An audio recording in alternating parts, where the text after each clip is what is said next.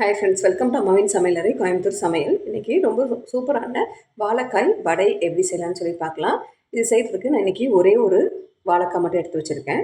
அதை மேலே இருக்க தண்டு பகுதியை கட் பண்ணிக்கோங்க. ரெண்டாக கட் பண்ணி வாழைக்காயை குக்கரில் சேர்த்து கொஞ்சமாக தண்ணி சேர்த்துக்கோங்க. 3 விசில் விட்டு எடுத்துக்கலாம். வாழைக்காய் வெந்துருச்சு. இதை தோலை மட்டும் இப்படி உரித்து எடுத்துக்கோங்க. நான் இன்றைக்கி ஒரே ஒரு வாழைக்காய் தான் எடுத்திருக்கேன். அதுக்கு ஒரு பெரிய வெங்காயத்தை பொடிசாக கட் பண்ணி எடுத்து வச்சுருக்கேன். அதையும் இதோட சேர்த்துடலாம்.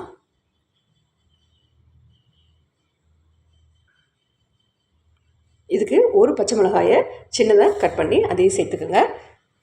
கொஞ்சம் மல்லித்தழை, கொஞ்சம் கருவேப்பிலை கட் பண்ணி சேர்த்துக்கலாம். இதுக்கு தேவையான அளவு உப்பு சேர்த்துக்கோங்க. இதோட கொஞ்சமாக சோம்பு சேர்த்து 1 ஸ்பூன் அளவுக்கு அரிசி மாவு சேர்த்து நல்லா பிசைஞ்சு எடுத்துக்கலாம். இதுக்கு தண்ணி எதுவும் எக்ஸ்ட்ரா ஊற்ற தேவையில்லை. கொஞ்ச நேரம் பிசையும் போது அந்த வெங்காயத்துலேருந்து விடுற தண்ணியே போதும். நல்லா அழுத்தம் கொடுத்து வடை பதத்துக்கு நல்லா பிசைஞ்சு எடுத்துக்கோங்க. இதை சின்ன சின்ன உருண்டைகளை உருட்டிட்டு அப்படியே வடை மாதிரி தட்டி எடுத்து வச்சுக்கலாம். அதுக்கப்புறம் ஒன்றா பொரிச்சிக்கலாம் நம்ம எல்லாத்தையுமே.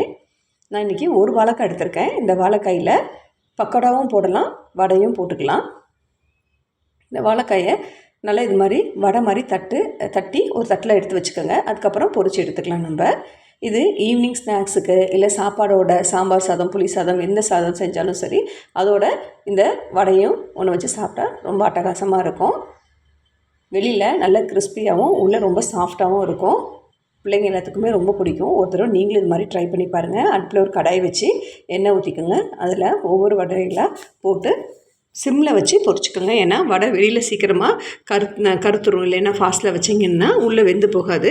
அதனால் கொஞ்சம் சிம்மில் வச்சு கொஞ்சம் நேரம் வேக விட்டு திருப்பி விட்டு எடுத்துக்கோங்க.